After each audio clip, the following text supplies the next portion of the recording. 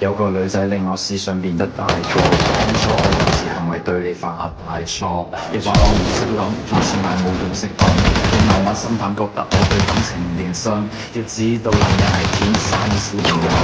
小朋友弱點會忽略人一點感受。要改正好簡單，我只係瞓條覺，經歷得多反而可以令到我易濃厚。致命嘅世界永遠好難講，過去冇時間迷惘，愛情錯過卻唔可再從開始走到結尾，那個不會變大個，但終究想要那個理由又誰可以勸阻？要 effort 仲有變數，最普通嘅佢哋是做見到，愛埋天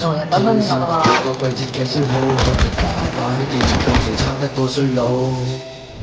重新出發啦，更渴望未來，遺忘這少年太耐啦，荒廢。